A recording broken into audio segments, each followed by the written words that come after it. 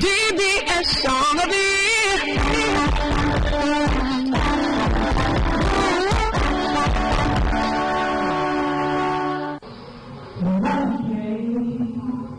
When the Lord comes, it'll be done.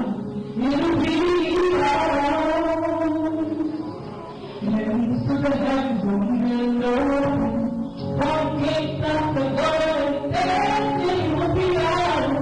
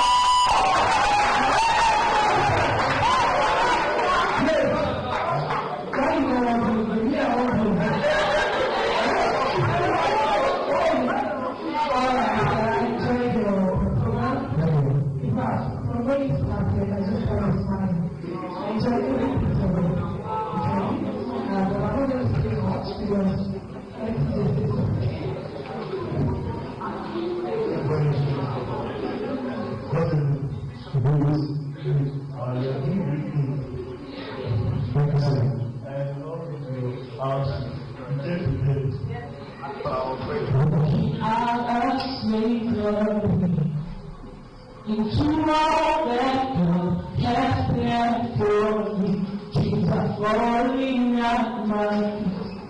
I'm moving forward now. I see my blessing on me, and I step into my destiny.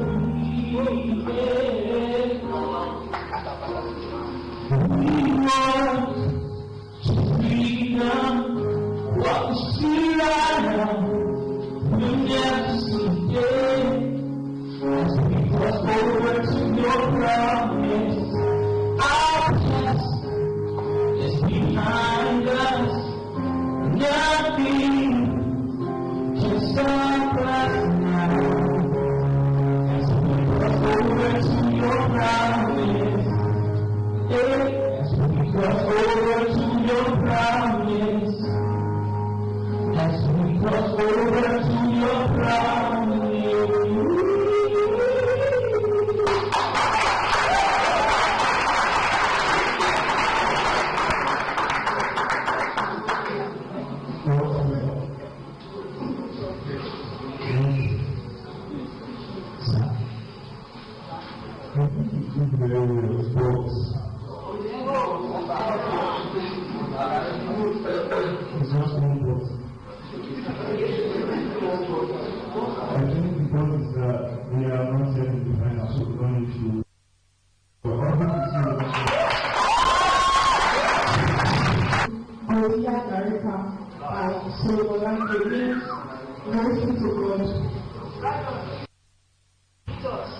Sing songs of praise from my heart to you for all you've done for me. But the other way to correction, yes, you changed the way. Yes, you did. But the other way that's the way I feel. Get to me, please. You take me free. But the other way no one else can do the things you've done for me.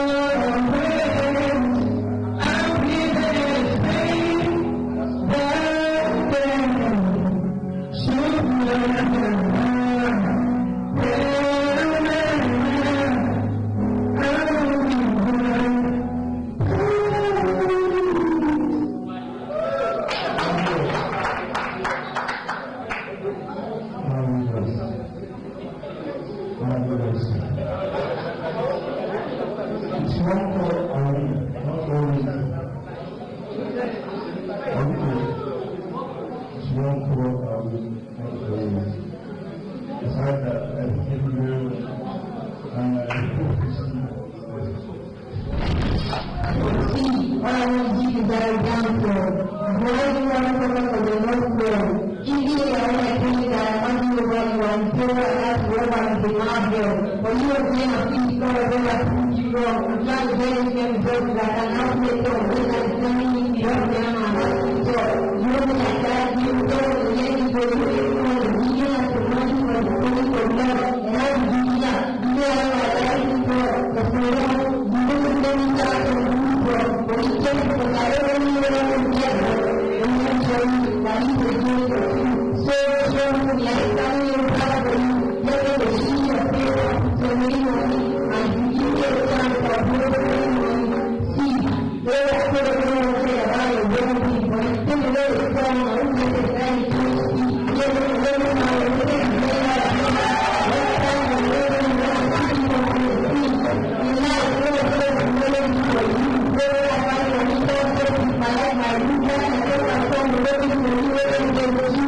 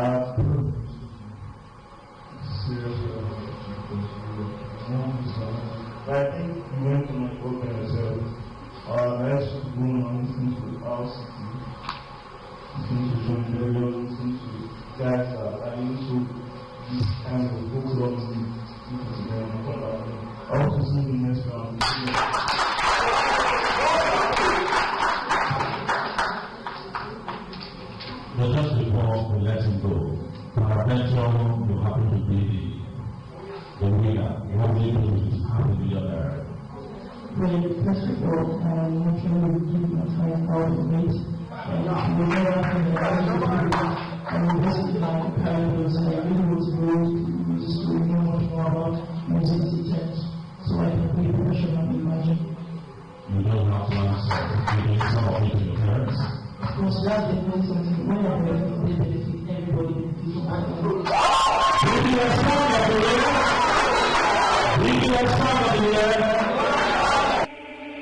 DBS song of the year.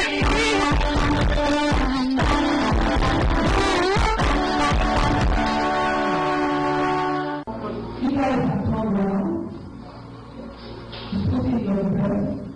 I thought the world was open, just for a second. Failure, I was going to the next round. Continue your career or what you plan to do.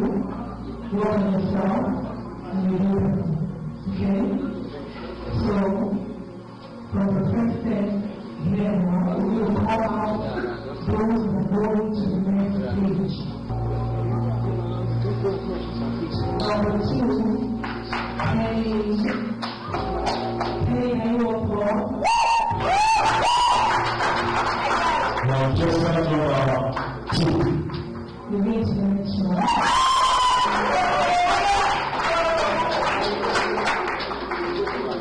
Contestant number 3, you need to make sure. Number 4, you need to make sure.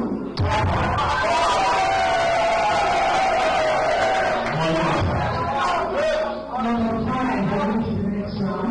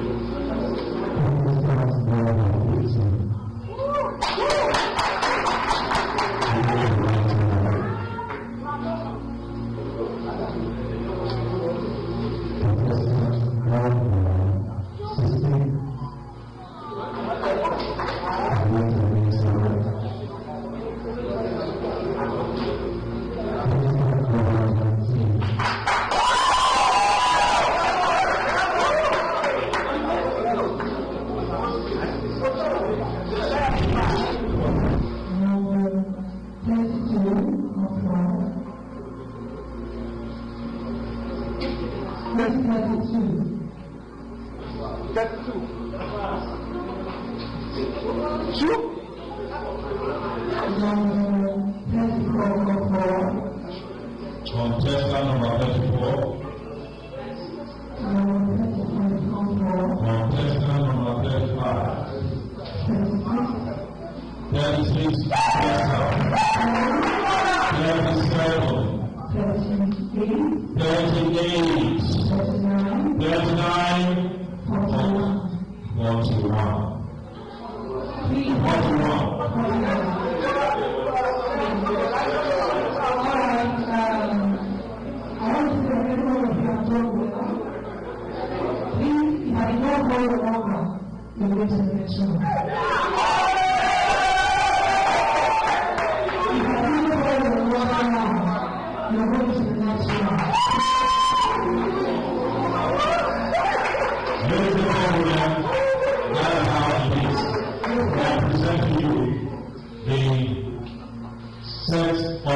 contestants who are making it to the next level. DBS Song of the Year.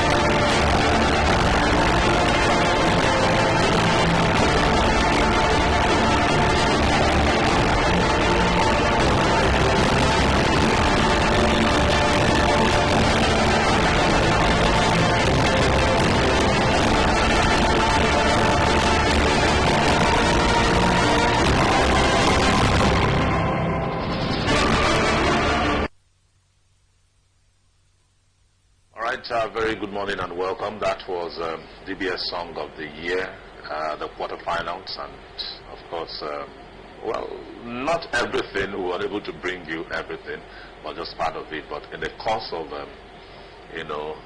the week, during the week, we will give you the details of that. But don't forget too that the semi-final comes up on Friday, same time, 9 o'clock, and of course, the same venue.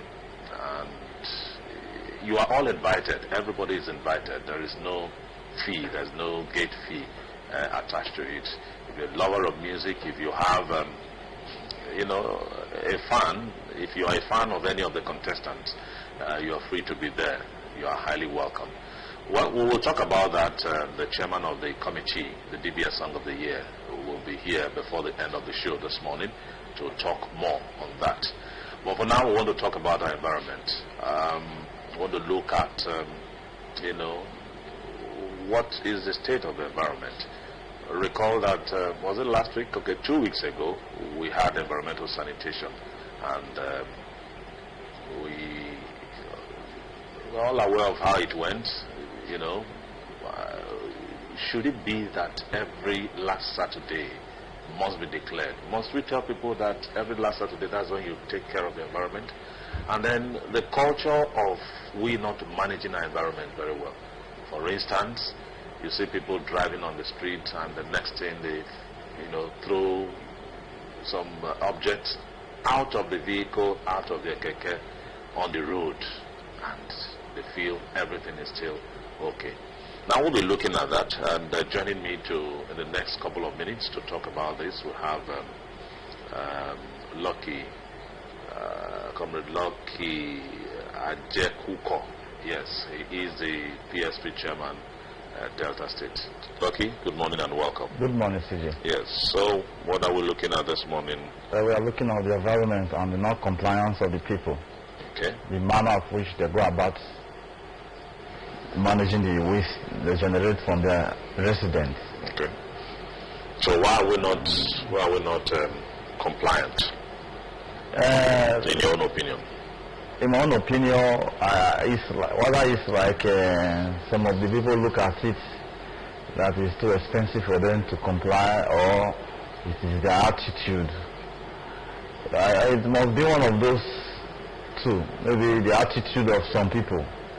Maybe that culture of disposing their waste the proper way have not become part of them. That should be one of the major cause of disposing it. Like this, just 2 weeks ago, there was an environmental sanitation exercise all over the states. And surprisingly, when I was passing Chakwa Road, I saw a pocket of waste at the road. They are starting dumping waste on the medias. It is surprising me. I said, when did they do environmental sanitation exercise? It's not up to a month. Is it that those the every day we talk in DBS TV, they are not hearing, or what? My people living in Uwe, Warri, who do an environment, I want to really stress on that the manner of which some people go about with waste is not pleasant. Up till now, a city like Uwe, you see people taking waste along with their car, dumping it along the road. These days, those people using cars are the ones who messing up the major highway, the medias. It surprises me if I see them sometimes dumping waste. Like on Saturday, I was driving along at Douglas. I just saw one car just stopped and bring out a cellophane, a wet bag cellophane, as if he's going to pass it at a Agofure, now throw it along the road. I was forced to block the motor. I saw that it is couple, a man and a woman, inside the car. I said, why do you dispose waste there? I mean, all those kind of attitudes get to stop. We should encourage the government that our attitude, not complaining that the town is dirty, the government is not doing anything. Why we ask you that's living in the town messed up every year, here and there. So the attitude of disposing waste illegally, indiscriminately, is not encouraging. You can see the express is being cleaned by Warri Development Agency. I hope you will not join those that is disposing waste on the express anymore, because if you can take a look from MPA to a film about, you can see the media is well taken care of by way of cutting out the waste, the grass, and the topsoil. So please, if you apply the express, that attitude of dumping waste along the express should be stopped. If you live in Warri, Udu, Subi, you have PSP all over those local government. Just visit the local government secretariat. They will direct you to the PSP in charge of your area. Instead of disposing the waste, which you are not encouraging the state, you are not encouraging the local government, you are not encouraging the community. So that attitude should be stopped. If you live in Airport Road, PTI Road, Reformer Road, Jackma Road, or you apply those roads,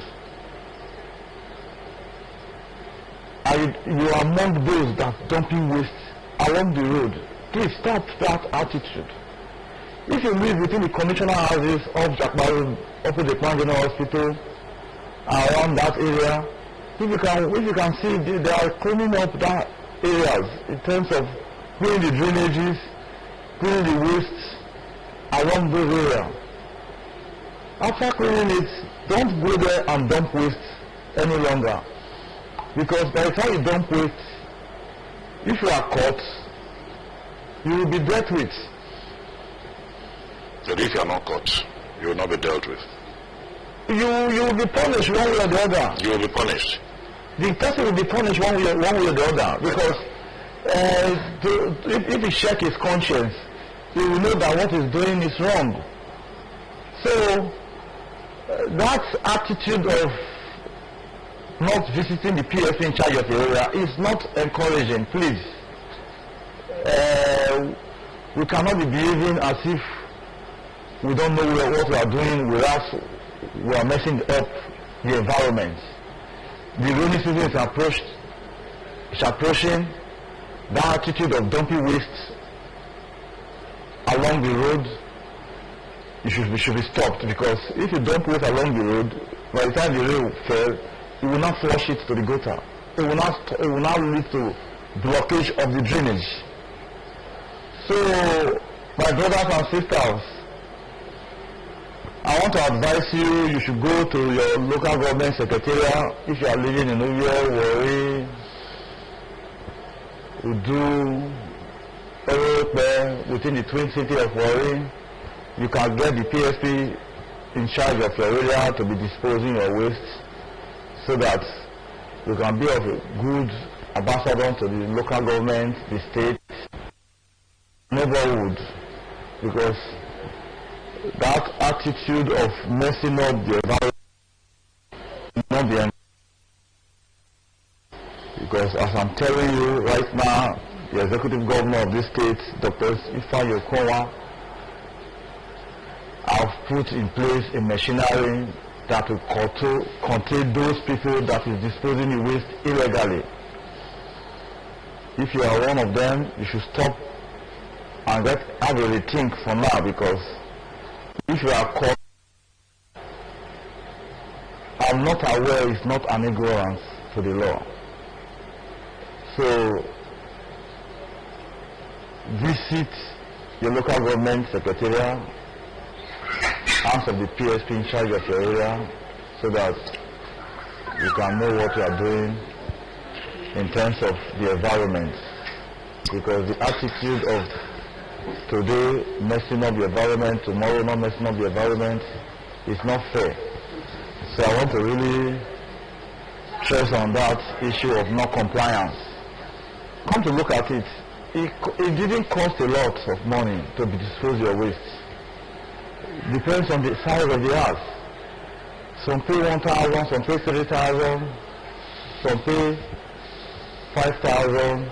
Depends on the size of the compound and the size of the occupants. So if you come to payment, it's not really challenging for you not to pay for waste. If you are paying 1,000 naira for a flat, at least it's okay. Quickly, after the environmental, we usually see a lot of debris, a lot of waste heaped on the roads. Whose responsibility is it to cart away those debris, those waste on the road? You see them heaped, maybe they clear their gutter and just put it there. Very quickly. Those, if you see, it will be those that take it out from the gutter is not disposing it. Like you see, some local government did some. One was organized by the landlord association in those areas, while some is community executive in various communities. So if it's local government that did it, local government will take it out of that along the road. All right. If it's landlord association will take it along the road. Okay. Finally, I want to appeal to those people trading along a free runabout and less than 30 seconds to do this. Along the free runabout and the flyover by Palm Bridge there. Please, if you are among those traders there, try to keep the environment clean because you messed up the areas. Most of all, the runabout houses. You messed up that area. So try and see how you can take care of your area. Thank you very much to Lucky Jekuko, the PSP chairman, PSP chairman Delta State, for finding time to be with us on the show this morning. Thank you very much for coming. This is Morning Watch. For short is MW. This is MW show on Delta Rainbow Television. I think I will be comfortable with that. MW show, man. Yeah, that's it, man. That's it, man. I'd like to say thank you very much to all of you. The Prof is in the house and is coming up in a short while on the MW show Monday edition. We'll be back after this time out. Take me away. Have they forgotten me?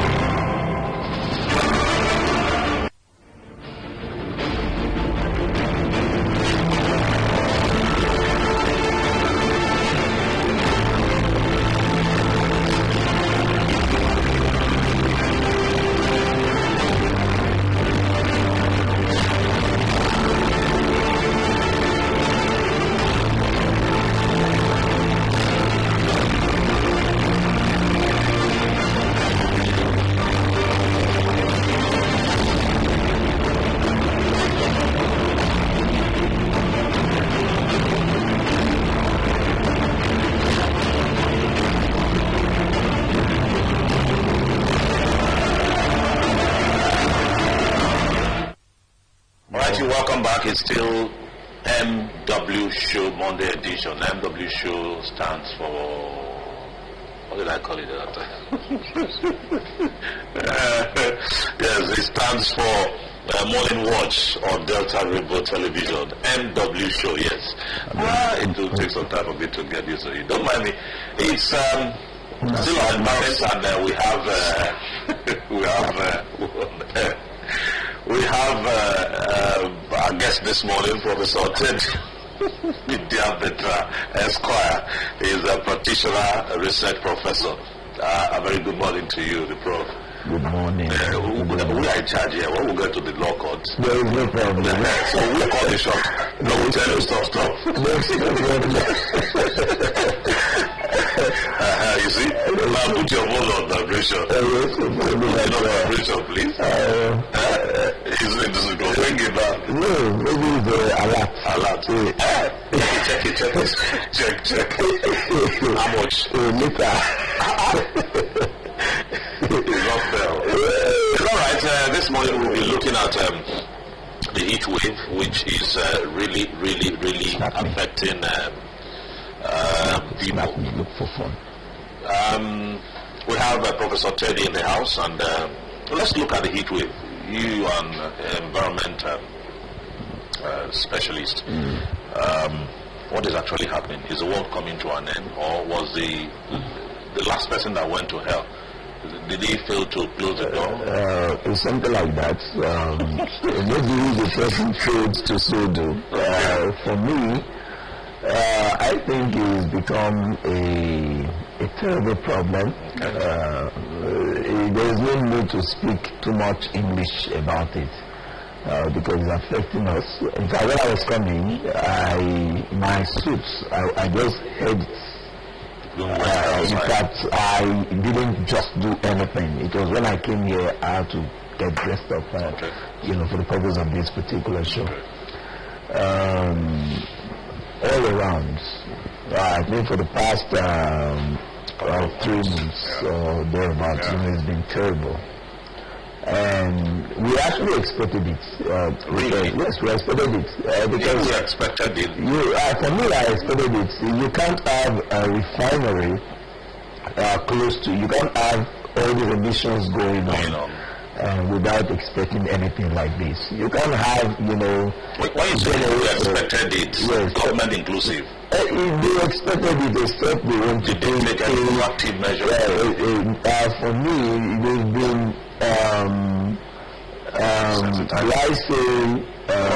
theorizing about it. We are specialists in terms of theory, while those in developed lands are specialists in terms of translating whatever they theorizing into reality. So that's just what I think the problem is. But I must tell you that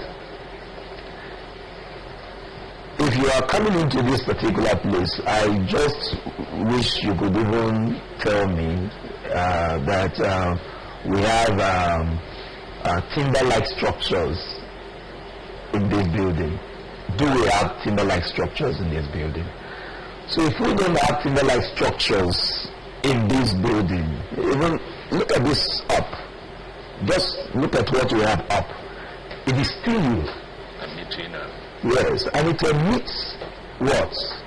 It's a good conductor of heat. It radiates heat. And what do you expect if there is no light in this place? Of course, you can't stay in this place. So, I'll just give you an example how the government promotes the kind of problems that we are facing. This place is not owned by me, it's owned by the Delta State government. Whoever that may have given them this kind of advice has not actually helped them.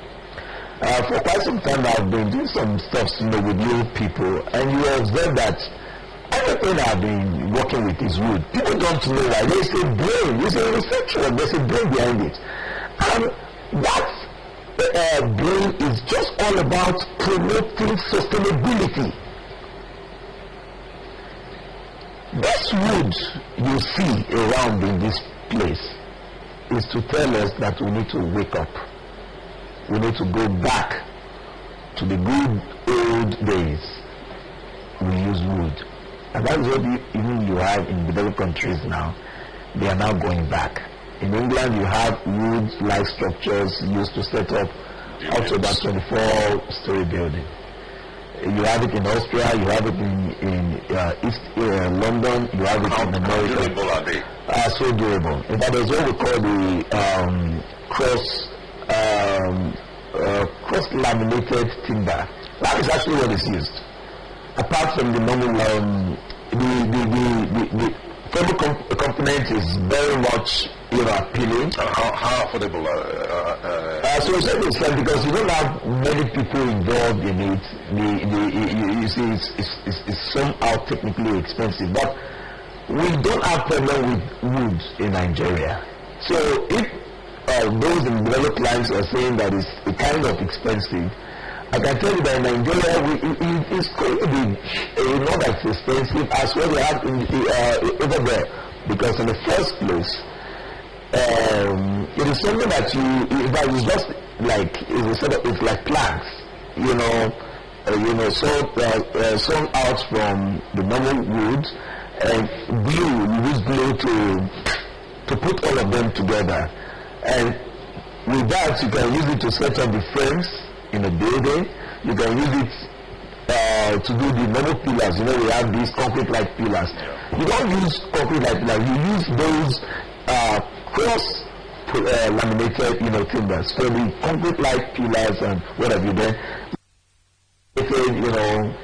pieces of rods or iron, as the case may be, or steel.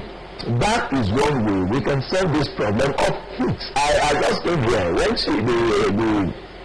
they give me an idea as to what to discuss today, I mean, what am I going to discuss? Because some time ago, I watched on this program someone extensively dealing with this issue of heat. So I said, no, if I'm to be here, my own contribution will be that of the way forward. And the way forward is for the government to come up with a deliberate policy of not just planting of trees, but of the use of wood in building houses. And let them start by making sure that the entire government house is built with wood. So if they can start that you go to Aso Rock, that the entire Aso Rock, the so-called mansions that you have there, that is built with wood, Delta State Government House built with wood. Another one, is that not with this kind of... that is a deliberate, it's a message you are sending, because the concrete that you have emits what? That is it. The concrete. Apart from these normal gas emissions and what have you. What about bricks? There are a bunch of bricks. Anything from the sand. Well, those days, the mud houses, No, mud houses, formed, with the usual, clay. Yeah. It's different from the sand. Today we use sand made to form bricks. Granite and all that. So that's not what we're talking about. If you are talking about clay, that is nature. You should know that any product from God does not give you any problem. Clay is a product from God. It doesn't give you any problem. Blessings of the Lord. It's a blessing. I'm telling you, that's Proverbs 10:22. Man of God. So, hallelujah. So that is it. So I am using this opportunity to go on the Delta State government to go back to the use of wood for the purpose of constructions. Can we have enough wood in Delta? Yes, we have. All we need to do is to encourage tree planting. The planting of trees. Yeah. How long does it take? Years for a tree to mature?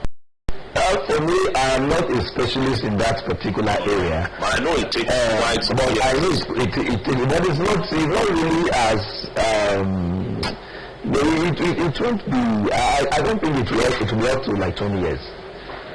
But when you have a plan for 20 to 40 years for the planting of trees in the country, you can be rest assured that you already have a sustainable future. Does the government have this in the pipeline? Are they thinking? I can tell you in Nigeria, there is nothing like going back to the use of wood. There is nothing like that. In fact, the UK just, I think, last year started something like that. There is an architect who is actually fronting it now in the UK. That is a one WAF. In fact, he's fronting it seriously. And I think that our researchers should begin to think about leaving this book thing, these theories, and look at practical ways that we can solve some of these problems. So you can see how beautiful. For me, some people may not really be comfortable with the color because some people are not color freak and all that.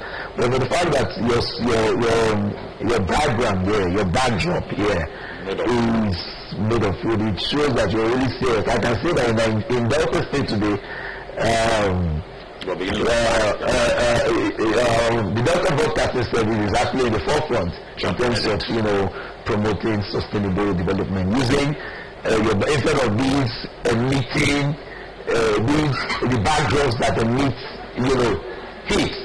What are they doing? They are now using wood. I think you deserve a round of applause. Yes, of course. TJ, clap for us now. Yes. So that's it. So you guys have actually done well to even have accepted that, okay, we can use wood, for backdrops. It's a welcome development. It shows that the Delta State government, the Delta Broadcasting Service, owned by the Delta, but I do not even think that even the governor or the commissioner of information or some other he has to have accepted it. Yes, by implication, so you should now also make them to know why you have adopted this particular strategy of using wood as a backdrop. If they didn't have and that will now become a kind of standard, a policy. All governments, owns, our scriptures and all of you. Like at the National Assembly, I saw wood, there and all that. But I know that they didn't decide to use it because of the fact that we want to promote, because of the benefit or whatsoever.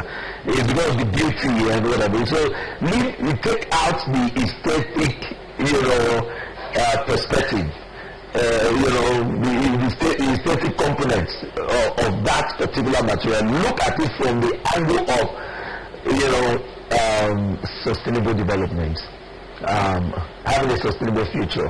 What kind of country do we need? You can't even. I was at BSc yesterday. And BSc is a good example. You want to know, you are talking about it. Those places built by the white men, designed for the use of AC, like BSc, the township and what have you. Just go there. You can't, for you to stay in the house, in that house. I was in about 3 different houses looking for something to find myself.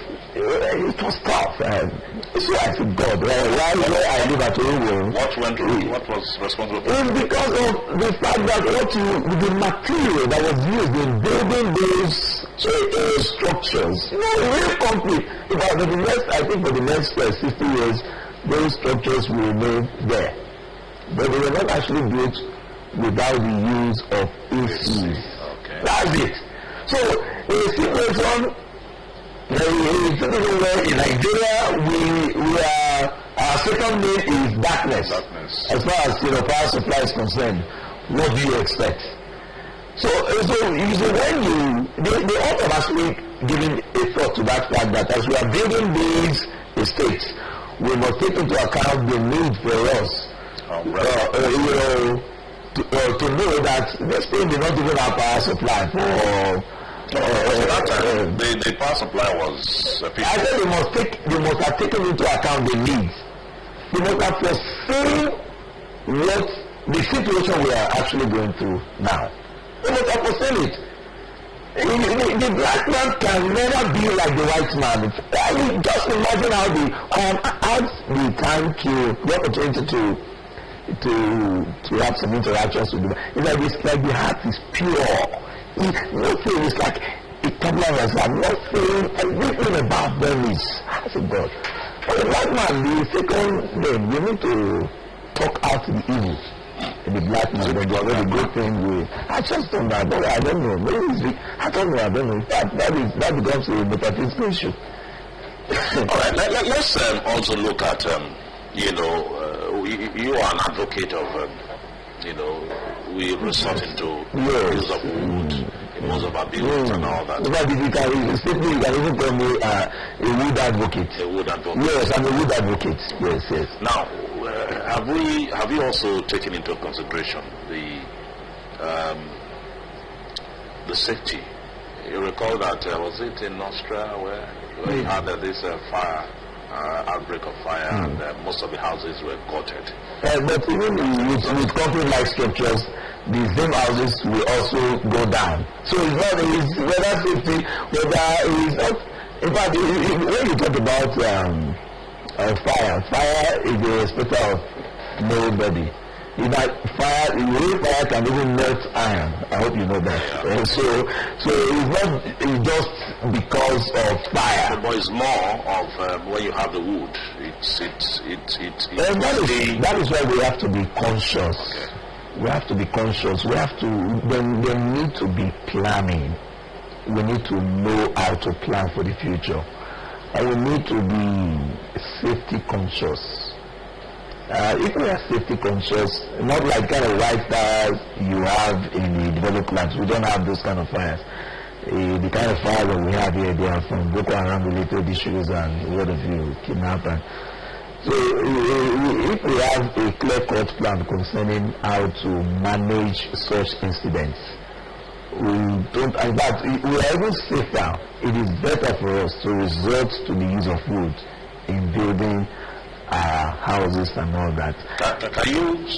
Will it be correct to say that you have also suggested that we should plant trees? Would you support the idea that any building that fails to have a tree at least in that vicinity, penalty should be meted out? Yes, of course. I support it. But I love anything relating to trees. But you see, in Warri, most of the houses we have, the whole spaces are you see, if you look at the original town planning documents, you will know that some of the buildings ordinarily ought to have come down by now. But by the time you want to invoke those relevant principles of law that support you to bring down such buildings, that is where you will see some so-called lawyers. I call them cheap advocates. Is it lawyers, or they will tell you that I'm the brother to one senator and the brother to... Yeah, they use lawyers to start going to court, litigation. By the time you have like 10 cases on that same issue in the court, of course, you know that that you may even have a restraining order, restraining the government from doing this or doing that. So, and the government, since they wouldn't like to be seen as people who disobey the law, they will have to abide by it, waiting for the judgment or the ruling of the court concerning the issue. So it becomes a big problem. I think this whole thing is for us to have a kind of open mind. Do we really love our environment? Are we really enlightened? The other time I was there, I defined what being enlightened is. Your being enlightened simply means that you have a knowledge about the needs of others in whichever environment that you find yourself. The knowledge. So are we really enlightened? Do we really have a knowledge about the needs of others in our environment? How do you feel? How do you feel when you even if where you are is good, but the other place you just cannot live in that particular? How do you feel? So it's an everybody's issue. It's not, it's not for the rich, not for the elite. People tend to push these things to some people. I am very comfortable with that approach. That is why maybe sometimes when I do something, people say, what is time to gain? as I was coming, I said, God, we really need, people that are truly enlightened in Nigeria, even on our roads and all that. If you are driving down from roundabout, how many trees can you count? Even Chevron here, how many trees are in Chevron? So Chevron is not even, eco-friendly. It's not eco-friendly. But here in DBS we have so many trees. Yes, of course. You see, the DBS is actually promoting it. If you have to use a standard, you can use, DBS as a standard. Round of applause for DBS. The building, let everyone clap for us. Let people clap for us. So that is it. So it's a terrible thing. I noticed something while I was living in BSC. My child, my little girl was actually giving birth to while we were in DSC. Well, I can tell you that for a period of about 2 or 3 years, 2 years, we were always visiting the clinic. But since we packed out of that particular place, we are now at Owen. I can tell you that I can't remember the time my little son, who is just 9 months old, was taken to the hospital. We've not taken him to the hospital. What could be responsible for that? It was when my wife drew it to my attention. I said, have you forgotten that the house was always hot and the windows were usually locked? That is true. So in the course of my research, even last night, I immediately saw it. How heat, wave heat and whatever could be responsible for malaria and some heat-related illness. I said, no wonder. In fact, I can say that it's like if the way I live now, you would even like, if not for the way we give birth, you would even like to have more children. Because you don't need to go to the hospital. How many now? It's just me, but it just ended. No. Once you get to 12, you can stop. No. It's just 3. No, 2 boys, 1 girl and 2 boys. For God's sake, make it 12. No. Make it 12. We're Africans. For what? Wait, because we're Africans. Who will feed them? The Lord will provide. No. You see, we shouldn't be religious. We shouldn't put God to test. Not putting God to test. No. You see, we are Africans and we have to leave out that name. No. We shouldn't put God to test. I don't put God to test. It's spiritual issue. Don't be scared. The Lord will provide. The Lord will provide. He's scared of taking it at 12. Anyway, earlier on you talked about, I think we have less than 3 minutes. Okay. You talked about the emissions that are going on in our society. Is the government oblivious of this, the harm this poses to our health and to our... For me, they are not. What are they doing? Are they doing enough to... you know what I would like to even suggest now? I think the government should come all out to address this issue. How? And the only way they can actually do it is for them to be seen coming up with measures presupposing that they are actually out to solve the problem. Are the policies not... No. The policies, you translate those policies into reality by doing something. You have to. By doing something, you've got to see it. You go to Chevron, you are expected to plant like 500 trees by the nature of the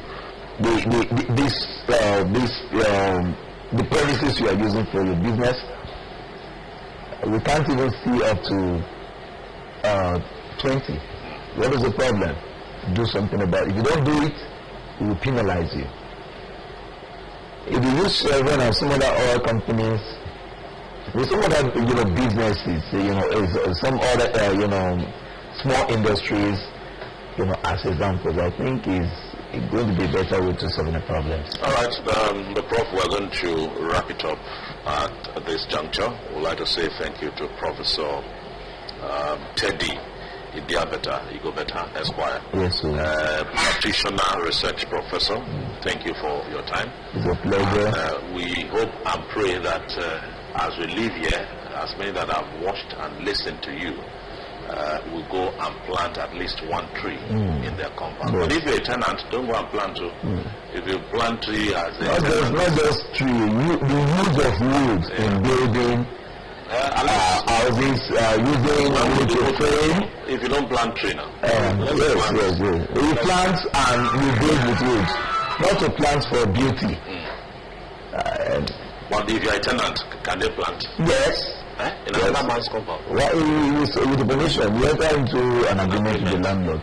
That upon leaving, the tree comes, is that of the landlord, so there's no problem. The landlord can pay the tenant a certain sum of money for maintaining the tree. Bringing the legal aspect of it. Well, I'd like to say thank you to the Prof himself for finding time to be with us this morning on the show. And again, it's the MW show. It's a Monday edition, and up next is the M show. Shout. 6.5 reach advantage resides with the last style bender, Israel Adesanya. Now, here's Cusco. Ladies and gentlemen, this is the main event of the evening. By the Nevada State Athletic Commission, Chairman Anthony Marnell Jr., Executive Director Bob Bennett. Our three judges scoring this contest at Octagon side are Saul Yamato, Chris Lee, and Ron McCarthy. Our referee in charge of the Octagon, Dan Bergliotta. This championship bout is sponsored by P3, the official protein snack of the UFC, and Universal Pictures, The Hunt, in theaters March 13th. And now,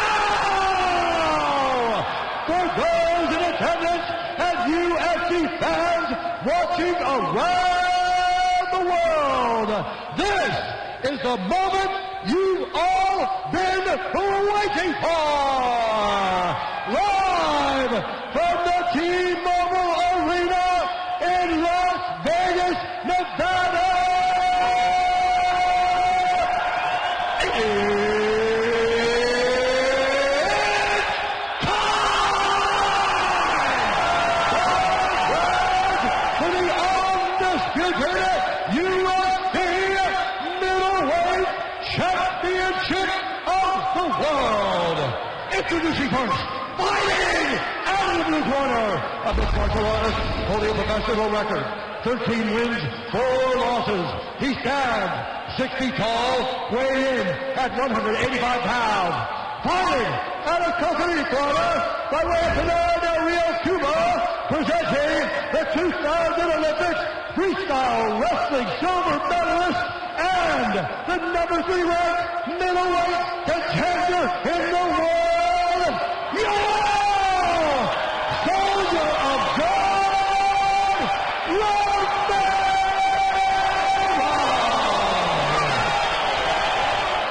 And now introducing the champion, fighting out of the red corner, an undefeated mixed martial artist holding a perfect professional record. 18 wins, no losses. He stands 6 feet 4 inches tall, weighing in at 184 and 1.5 pounds. Fighting out of Auckland, New Zealand, by way of Walrus, Nigeria, presenting the reigning, defending, undisputed UFC middleweight champion of the world, Israel, the last starbender, Adesanya!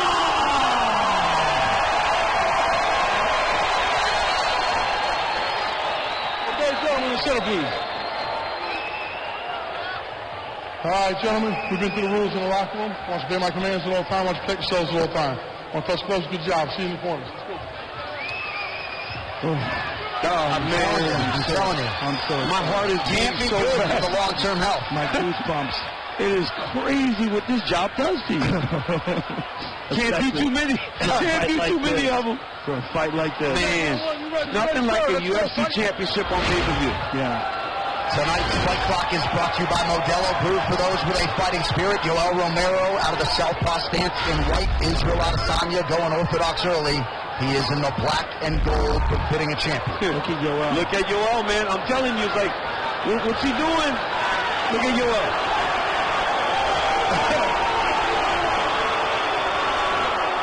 He's giving you something to think about. I mean, I don't. Yeah, I mean, the women had thrown 100 strikes by this point in the fight. Yes, they had already gotten going. He looks like he's 220 pounds right now. He looks big.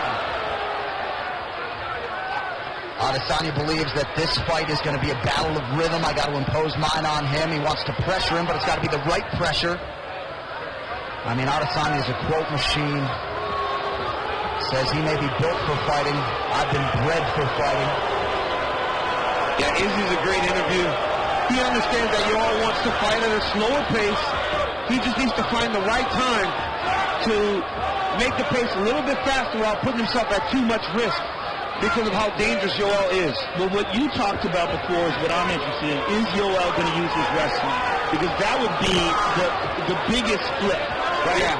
The one thing that he hasn't used, he's such a spectacular wrestler, but very rarely do you ever see it in mixed martial arts, in his mixed martial arts career. Yeah, we see his striking. We saw him with Frank Chamizo at the Open Workout, who's a phenomenal world champion, Cuban wrestlers for Italy, I think, and at his training camp, I saw him doing a lot more wrestling than he normally does, so maybe that's the idea, but he has to find a way to start engaging Izzy in the wrestling sequences.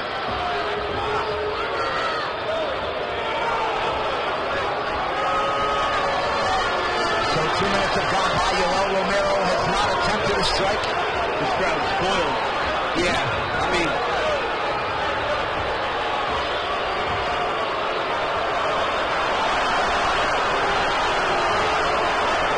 they've got spoiled tonight. But once he starts going, it's going to be good.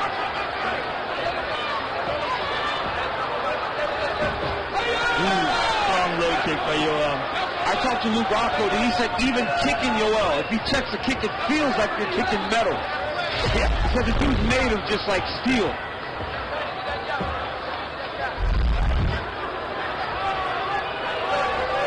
Subtle stance switch from Adesanya, trying to work his way into striking range. I just think there's a different danger with fighting Romero, right? You know that he can take you down. You know that he can knock you out. And you've seen Izzy go at guys with a little bit more, less caution in the past. And right now he's just trying to find Yoel's timing.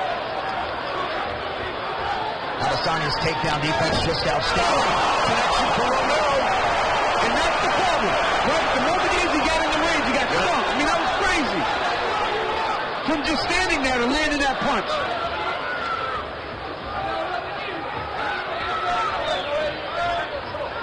I mean, with Romero, you got to choose, right? Like Paulo Costa just said, to hell with it, and he just went after it. Right. That was the most impressive performance I've ever seen against Romero.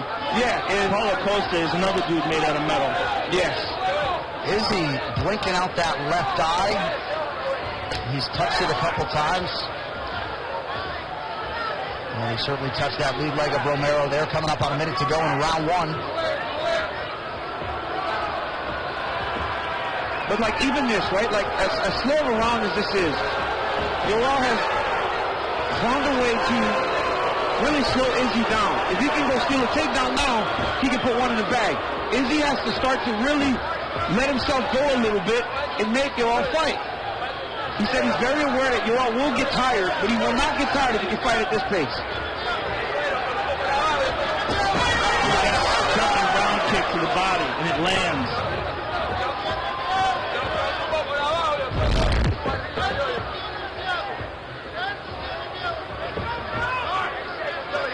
Under 30 seconds to go in the round. Romero's picked a couple of spots well.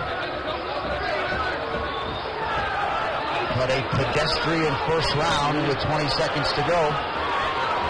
We were at about 600 strikes in the last one. I mean, at this pace, we'll be at 15. I have a feeling it's going to heat up. It has to. There's no way it's going to stay like this. I should not say that, though. Izzy will not allow him to do this in 5 rounds. Well, MMA's the theater of the unpredictable. Here's round one. Boom. Oh, my goodness. That might be the round-winning strike. Well, that might be it. And then there was the jumping round kick to the body as well. So you might go 10-9 Romero. But if you're Romero, in terms of cardio projections and managing cardio, you got to feel pretty good to have those 5 minutes in the can without much energy expenditure at all. Well, yeah, you guys, let's go. Round 2, you got to fight. If you're thinking steal rounds, that's about as good as it gets for a guy that doesn't want to put out too much of a workload. Adesanya's going to have to take some chances. These American top team coaches just brilliant, as are the city kickboxing guys, of course. But Mike Brown, one of the best coaches under that ATT roof, has worked a lot with Romero in advance of this title fight. It's insane how Mike Brown... Adesanya landed a big counter left from Romero. That was a big shot. Oh, man. It just keeps you on edge. The explosiveness of Yoel Romero keeps the opponents on edge. He just defies what people think about when it comes to aging. He doesn't. He has not aged. His head coach, Pedro Lay, has said somebody needs to study him because he's getting faster and stronger. I mean, and you've sort of intimated as much still over the years. Like, we got to study. He's better. He hasn't stopped improving. Well, Izzy's going to have to take some chances, though, man. I mean, he's taken 2 big shots from Yoel. Yoel has not shut out the lights. So obviously he can take the shot, right? He's going to have to put himself in the line of fire a little bit, or you're always going to try to steal this thing from him. To this point, the fight being contested at Romero's pace. A little flurry there from the champion. And this is what he needs to do, right? He's starting to close the range a little bit. I know it puts him in a little more danger, but it allows him to fight his fight. Ooh, there he goes. Beautiful kick to the body. Beautiful inside low kick. Izzy's getting loose on the outside.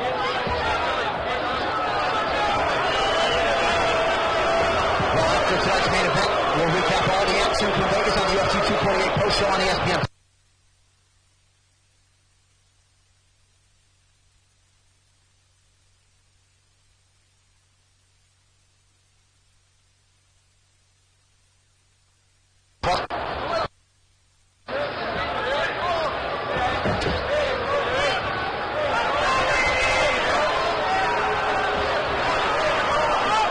Such a nuanced attack from Adesanya. Hard to know what's coming and from which angle. He throws a lot of feints, tries to get a read on what Romero's doing.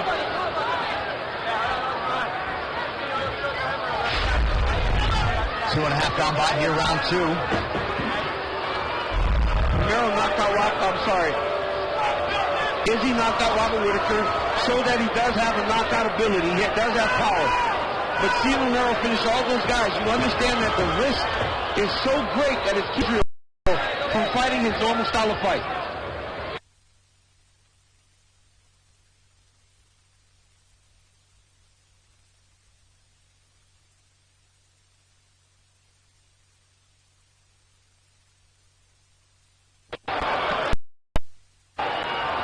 People backing up in their seats as he presses forward. It's nuts. It's crazy to think, though, that when Izzy put his hands up like that to defend those punches, he could have easily just grabbed the leg and sat him down.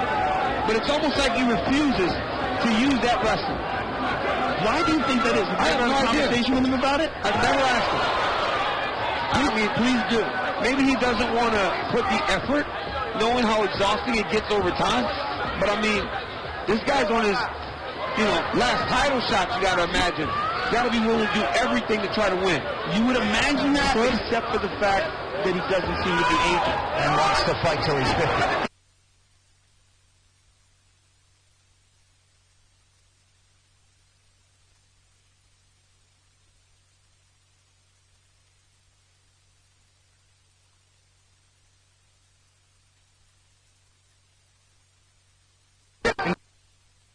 style that he employed, how he was so defensive oriented, so smart the way he would clinch and hold on to guys.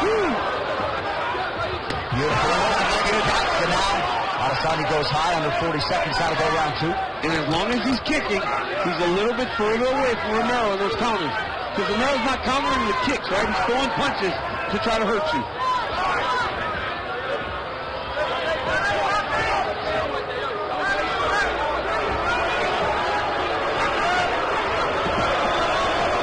Well, you know, City Kickboxing's Eugene Bailey thinks of everything, but you wonder if this approach from Romero has surprised them a little bit.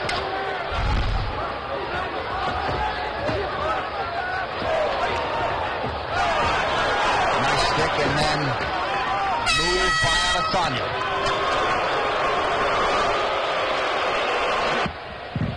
Round 3 brought to you by P3, the official protein snack of UFC. Audio-wise, hard to pick up too much between rounds, but Joe, you maybe saw something.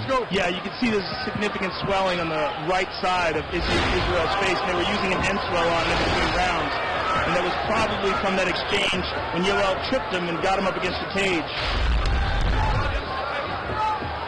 His left hand is his most dangerous weapon, in my opinion, other than his flying knees. Romero looked like he was going to fight with a little bit more forward pressure that round. And now he's starting to back up again. So if you're Izzy, you just start throwing those kicks again. Oh, right under that high kick. Yeah, he's ducked under a few of those tonight. Kind of crazy that that's his defense, though. He's done that in numerous fights. I mean, rolling thunder. Adesanya, effective attack on that lead leg of Romero, starting to show some swelling.